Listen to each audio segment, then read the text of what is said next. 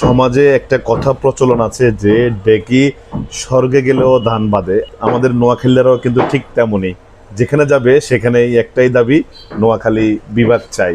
অনন্ত কেমন আছেন? আলহামদুলিল্লাহ ভালো। আপনি কেমন আছেন? আমি খুব ভালো আছি। আমি Ananta Noman. I am from Noakhali.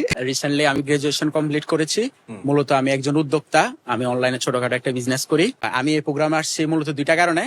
একটা হচ্ছে আমি আপনার খুবই বড় একজন ফ্যান, থ্যাংক ইউ। এন্ড আরেকটা হচ্ছে আমি একটা দাবি নিয়ে আসছি। সেটা দাবি? হচ্ছে ইয়েস, কি? সেটা হচ্ছে আমাদের বৃহত্তর নোয়াখালীর একটা দাবি, সেটা হচ্ছে নোয়াখালী বিভাগ চাই।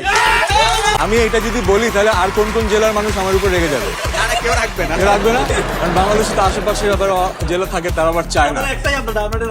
হ্যাঁ, তো বলবো নাকি? জি, বলেন। পরে আবার অনলাইনে ট্রোল করবে না, না, বলেন। নোয়াখালী বিভাগ চাই। আচ্ছা, নোয়াখালী স্পেশাল কেন? কি কারণে বিবাহ হলে ভালো হয় আপনাদের? নোয়াখালী হচ্ছে একদম প্রাচীনতম একটা জেলা। আমাদের নোয়াখালীতে আপনার সবকিছুই আছে। তো আমরা আসলে সবচেয়ে প্রাচীনতম হিসাবে, এবং আমাদের রাজধানী ঢাকা থেকে আমাদের ডিস্টেন্সটা অনেক দূরে, এই কারণে আমরা আসলে কিছুটা অবহেলিত। তো আমাদের প্রশাসনিক জেলা যদি নোয়াখালী হয়, সেক্ষেত্রে আমাদের যে পার্শ্ববর্তী যে জেলাগুলো আছে, চাঁদপুর, লক্ষ্মীপুর, ফেনী মিলে আমাদের একটা ভালো অবস্থান তৈরি হবে। তবে যে যাই বলুক, ভিডিওটি কিন্তু সেরা ছিল।